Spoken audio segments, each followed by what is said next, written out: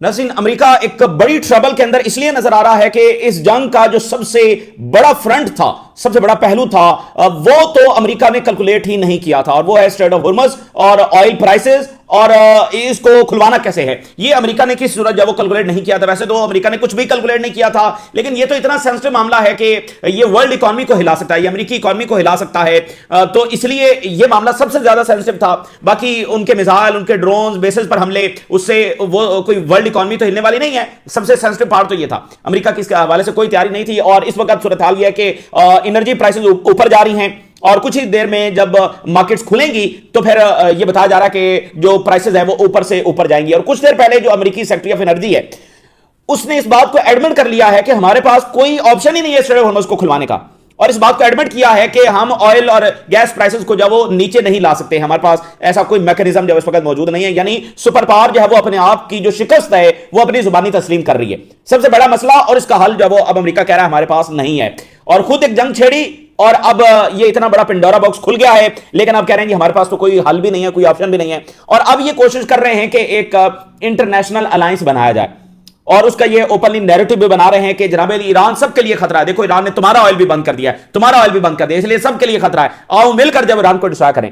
So it's mean कि America और Israel तो फेल हो चुके हैं, और वैसे भी पसे पर्दा तो इनको सबकी हिमायत हासिल है ही है, लेकिन अब सबको कह रहे हैं कि डायरेक्टली जो आए, लेकिन डायरेक्टली कौन आएगा ये देखना होगा। और दूसरा यह है कि वो बात यह है कि ये जापान आ गया, ऑस्ट्रेलिया आ गया, फ्रांस आ गया, बर्तानिया आ गया, ये नहीं खुलवा सकते, ये सारे आ भी जाएं तो भी स्ट्रेट ऑफ हॉर्मज़ को जब नहीं खुलवा सकेंगे, ठीक है ना। तो ये बड़ा मसला। और फिर वहां पर जो पॉपुलेशन है वो किसी भी मुल्क की इस वक्त इस सपोर्ट में नहीं है, चाहे फ्रांस हो, बर्तानिया हो, इटली हो, जर्मनी हो, जापान हो, साउथ कोरिया हो, किसी भी मुल्क की आवाम नहीं चाहती है कि वो इस जंग को जाकर गले लगाए। और उधर जो है वो दिन ब दिन अब स्ट्रेटेजिक रिजर्व नीचे होते चले जाएंगे, और जो पैनिक है वो बढ़ता चला जाएगा।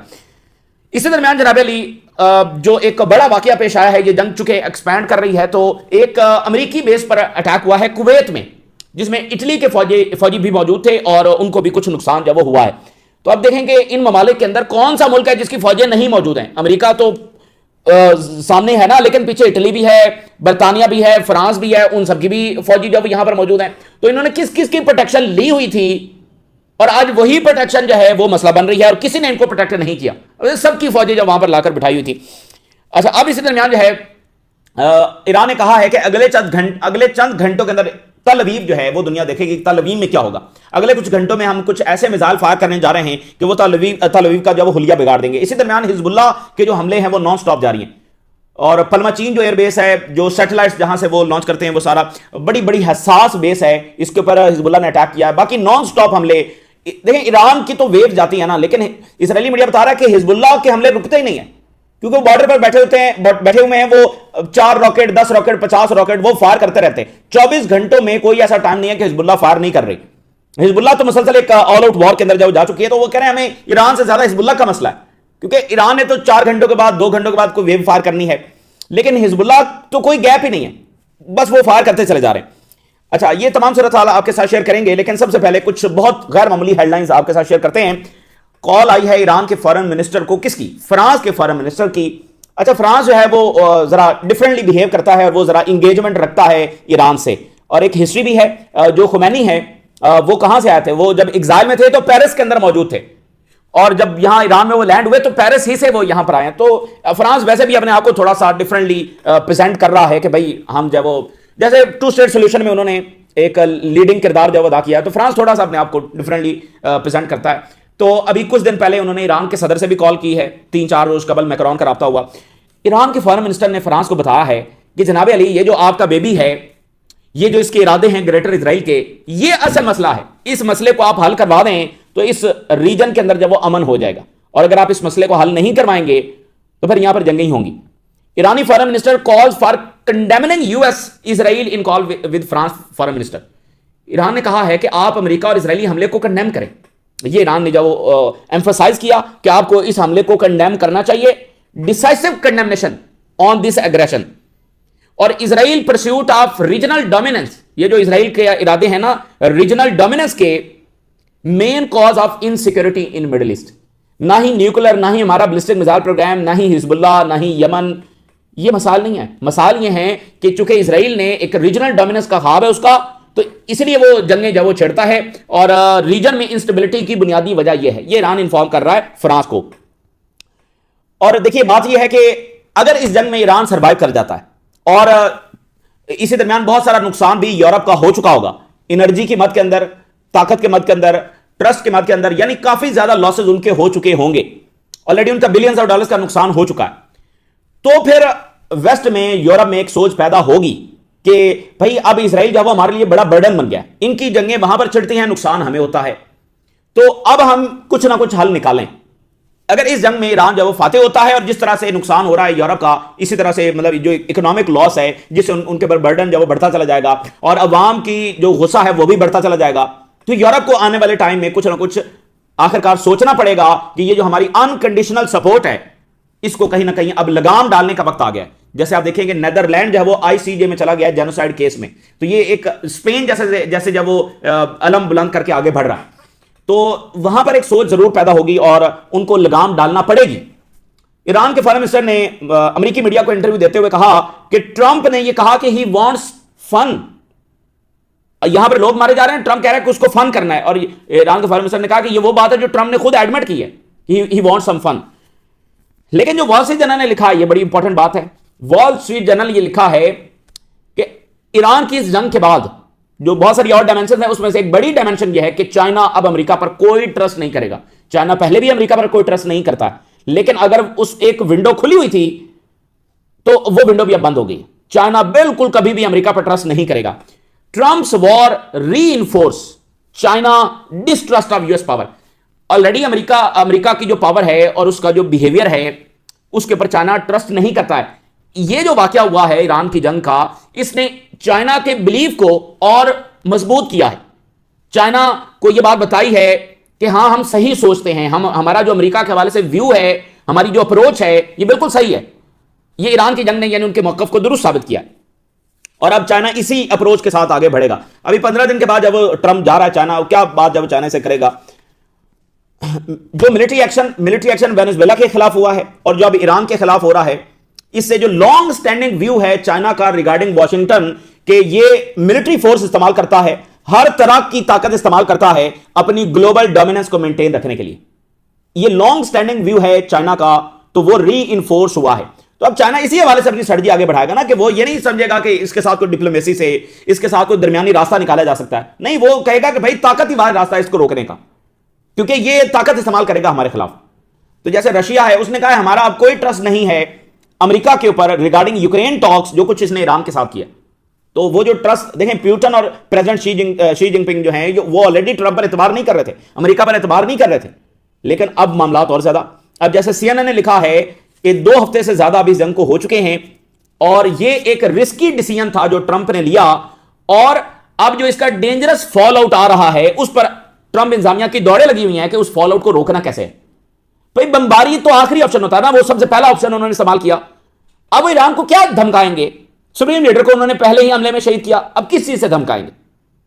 तो स्ट्रेट ऑफ हॉर्मुज़ ईरान के कंट्रोल में और अमेरिका अपनी तमाम तरह ताकत के बावजूद नहीं खुलवा पा रहा।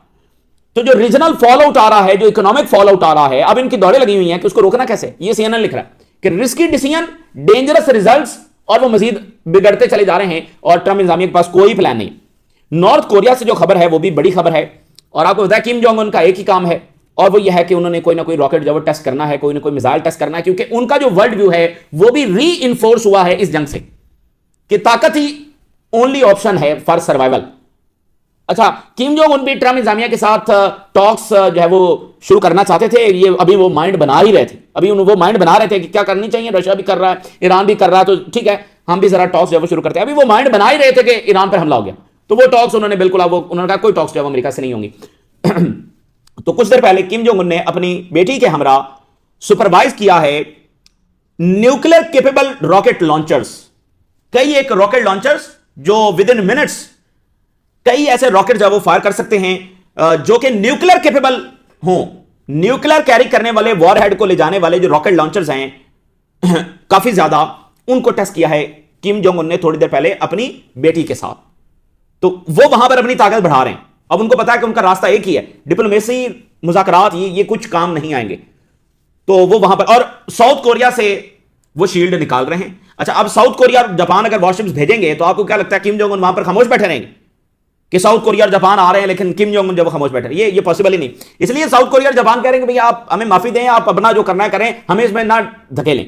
तो अगर अमेरिकी प्रेशर में इनको आना भी पड़ा तो ये एक तो मामला वर्ल्ड वॉर की तरफ जा सकता है, दूसरा किम जोंग उनकी जो है वो इसमें एंट्री होगी, वो किस अंदाज में होगी ये बहरहाल हमने देखना है। क्योंकि जापान और साउथ कोरिया वॉरशिप्स भेज कर तो डायरेक्टली इसमें इंटरवीन कर गए ना भाई, डायरेक्टली इंटरवेंशन हो गई, तो फिर किम जोंग उन क्यों नहीं करेगा? अच्छा, अब सीएनएन आप देखिए कि ऑयल प्राइसेस जब वो ऊपर से ऊपर जा रही हैं। अब हम जरा बात करते हैं स्ट्रेट ऑफ हुर्मुज़ की, जो कि चोक पॉइंट है वर्ल्ड इकोनॉमी का। और जब तक ये कंट्रोल ईरान के हाथ में है तो आप ये समझिए कि दुनिया की इकोनॉमी की कुंजी ईरान के हाथ में। ये बहुत बड़ा ट्रम्प कार्ड, इससे बड़ा कोई ट्रम्प कार्ड इस वक्त ईरान के पास है नहीं। तो आप देखिए कि कैसी बाजी पलट गई है। स्ट्रेट ऑफ हुर्मुज़ खुला हुआ था, सब चल रहा था, अब ईरान उसको अपने कंट्रोल में ले लिया। और अगर ईरान सर्वाइव करता है तो ये ईरान ही के कंट्रोल में अब रहेगा। ईरान फिर अब इसको अपने अंदाज से चलाने वाला है, और ये जो युआन वगैरह ये फिर आगे लॉन्ग टर्म में जाकर वो इसको इंप्लीमेंट भी कर सकता है। तो सीएनएन ने बताया है कि ऑयल जो गैस प्राइसेस हैं अमेरिका में 24% जब वो राइज कर गई, 24% राइज हो चुका है अगले 5-7 दिन में। ये जो वीक है इसमें पता नहीं कितना ऊपर जाएगा। और जर्मनी से क्या खबर है? मोस्ट जर्मन जो हैं वो ये कह रहे हैं कि गवर्नमेंट फेल हो चुकी है फ्यूल प्राइसेस को कंट्रोल करने में। जर्मनी की सूरत हाल ये जो सबसे बड़ा सपोर्टर है, सबसे ज्यादा नंबर 2 लेवल के ऊपर जो असला इसने भेजा है इसराइल को रिगार्डिंग गाजा, और अभी भेज रहा है। और जर्मन चांसलर कह रहा था Israel is doing dirty work for us. तो ये मैं आपको बात बता रहा हूं कि ये मुल्क जो है, जो इन्होंने मुनाफिकत दिखाई है, जो बेरहमी दिखाई है, ये बिल्कुल यहां के लोगों को जैसा लगता है कि इंसान नहीं समझते। तो अब जब वहां पर हीट पहुंचेगी, जब इनका नुकसान होगा, तो फिर ये मजबूर होंगे अपना रवैया बदलने पर। वगरना इनको कोई फर्क नहीं पड़ता है कि ये जो इसराइल जो कुछ कर रहा है, चाहे मिलियंस ऑफ लोग उसमें मारे जा रहे हैं, इससे इन मुल्कों को कोई फर्क नहीं पड़ता। और मिलियंस ऑफ पीपल मारे गए हैं, इनको कोई फर्क नहीं पड़ा, अब फर्क पड़ रहा है। तो अगर इनके लॉसेस होंगे, इस तरह इकोनॉमिक फॉल आउट इनके पर आएगा, तो फिर ये सोचने पर मजबूर होंगे कि भाई कुछ ना कुछ करना पड़ेगा इसराइल का, क्योंकि इसकी जंगें तो हमें अब नुकसान पहुंचा रही ना। इसका मामला सिर्फ मिडिल ईस्ट तक महदूद नहीं है, ये हमको नुकसान पहुंचा रहा है, और हमारी गवर्नमेंट्स इन ट्रबल आ रही हैं और लोग गुस्से में आ रहे हैं। अब फिर ये रिपोर्ट देखिए कि ऑयल जो है ये ऊपर जाएगा, और ईरान थ्रेटन्स एक्सपोर्ट फैसिलिटीज, और प्रोलॉन्ग्ड अगर डिसरप्शन यहां पर रही तो बहुत ज्यादा सप्लाई क्राइसिस जब वो पैदा हो जाएगा। और कुछ ही देर में, जो यानी मंडे है, तो कुछ देर में जो मार्केट्स खुलेंगी तो बिल्कुल स्टॉक मार्केट्स भी हिल सकती हैं और ऑयल प्राइसेस भी जो वो ऊपर जा सकती हैं। एंड जो है वो प्रोलॉन्ग्ड अगर ये इसी तरह से रहा तो फिर बहुत ही ऊपर जब वो चली जाएंगी। अच्छा, अब जरा अमेरिका की हालत देखिए और ट्रंप इंतजामिया की हालत देखिए। कहते हैं ना, एक गलती और फिर जो है वो हजीमत होती है, फिर गलतियां पे गलतियां होती हैं, ठीक है ना। जब आप एक इगोइस्टिक पावर हैं, ईगो, घमंड, तो फिर आप आगे से आगे जब बढ़ते चले जाते। अब जो है वो शिप्स वहां पर नहीं जा रहे हैं, और सबसे बड़ा मसला यह इंश्योरेंस का मसला, क्योंकि जो इंश्योरेंस कंपनीज हैं उन्होंने इंश्योरेंस कैंसिल कर दिया। उन्होंने कहा जो जहाज पर्शियन गल्फ की तरफ जाएगा, स्ट्रेट ऑफ हुर्मुज़ की तरफ जाएगा, हमारा उससे कोई लेना देना नहीं। ये जो जितने भी आप ये जो जहाज हैं, बहरी जहाज हैं, टैंकर्स हैं, इनकी इंश्योरेंस है, हर एक जहाज की इंश्योरेंस है। तो इंश्योरेंस कंपनीज ने ये इंश्योरेंस कैंसिल कर दिया कि जो उधर जाएगा हमारा उससे कोई लेना देना नहीं, हम उस पर इंश्योरेंस पे नहीं करेंगे। तो कोई दुनिया की कंपनी एक भी जहाज वहां पर भेजने के लिए तैयार नहीं है। अब ये अमेरिका के लिए जिल्लत है, शिकस्त फाश है कि एक हिस्सा मतलब आपने हमला किया और आप उल्टा वहां पर आपकी नो गो एरिया आपके लिए बन गया। इससे बड़ी कोई शिकस्त होगी? हमला आप कर रहे हैं, फतह आप डिक्लेयर कर रहे हैं, और वो एरिया आपके लिए नो गो एरिया है, और एरिया भी इतना जिसके आप कह लें कि वर्ल्ड इकोनॉमी की कुंजी है जहां। अब यूएस जो एनर्जी सेक्रेटरी है ये अनाउंस कर रहा है कि हम इंश्योरेंस देंगे उन जहाजों को जो वहां पर जाएंगे, हम इंश्योरेंस पे करेंगे। मतलब आप अंदाजा करें कि वो मिलियंस ऑफ डॉलर्स की इंश्योरेंस भी अमेरिका भी साथ पे कर रहा होगा, और जो जहाज वहां पर जाना है उसको ईरान ने हिट करना, तो अब वो कॉस्ट भी अमेरिका उठाएगा। ये इनकी स्ट्रेटजी है। और यूएस एनर्जी सेक्रेटरी कह रहा है क्रिस राइट, ये वही है जिसने कहा था कि हमारी नेवी ने जहाजों को एस्कॉर्ट करना शुरू कर दिया। कहता है इस वक्त स्ट्रेट ऑफ हुर्मुज़ जब वो अनसेफ है, और हमारे पास फिलहाल कोई ऑप्शन नहीं है कि यहां पर क्या करें। ये फिल वक्त जब वो अनसेफ हो चुका है। और गैसोलीन की प्राइसेस जब वो ऊपर जा रही हैं, and no guarantee of a decrease in coming weeks. आने वाले हफ्तों में क्या ये नीचे आएंगी? हम इसकी गारंटी नहीं दे सकते।